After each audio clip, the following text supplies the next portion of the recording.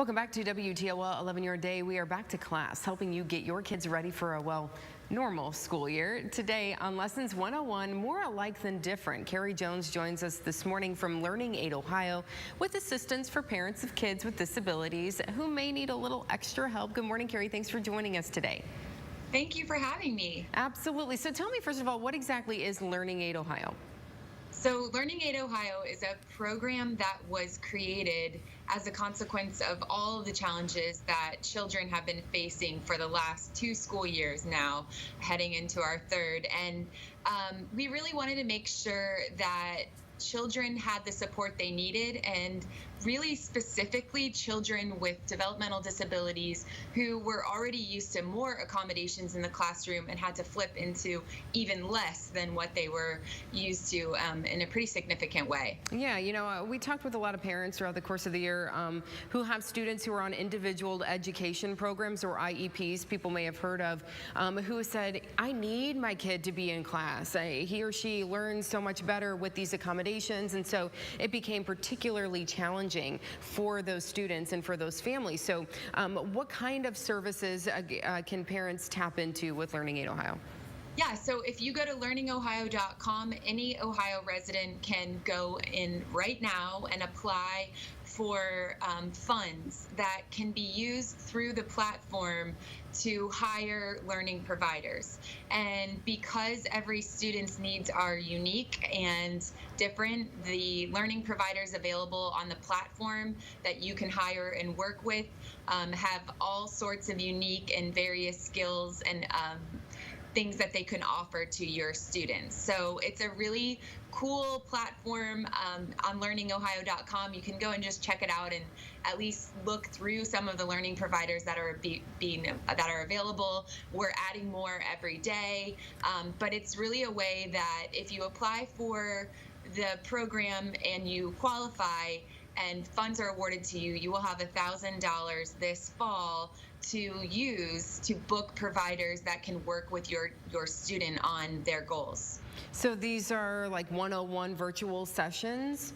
So you can do the majority, it's intended to be in person, but of course we're going to adjust to whatever the parent's comfort level is. The learning providers have it written out on their profiles whether or not they're interested in in-person or virtual supports. These programs are meant to be, this program is meant to be supplemental, I should clarify. It's not meant to replace what teachers are doing in school or anything of that nature, but it's just providing that something extra that we think is really critical to help get these students back on track. Okay, so you could do in person, you could do virtual, and that could be very helpful for parents, especially if we are in a situation where we find ourselves being hybrid again or remote learning, depending on what goes on. They could have these opportunities to get this in-person help, which we know can be so crucial and important to families. So you just get online and you apply, see if you qualify for some of these funds that are available, and then just browse around and pick a class, pick an option that could work for your family. Yeah, so what you'll do is once you qualify for services, you would find out in mid-September, and starting in October, you can use through the account, you can book providers who can then come and work with you virtual or in person. No funds are given directly to the families, but the learning providers are paid out in real cash. We're not talking crypto, anything like that. And so the learning providers are then paid directly for the services. So you essentially start with a piggy bank of funds that are available to use for tutoring, which is amazing because a lot of people don't have that extra cash and really can't justify that expense. But it's a really great way to kind of relieve some of the pressure that's been put on families, particularly those who have children on IEPs, who I think have, I might venture to say, have been struggling and stressed a little more than maybe the typical parent students. Sure. So when you talk about students who are eligible for this, you had mentioned IEPs and students with developmental disabilities. So do students need to be on an IEP to qualify for the program?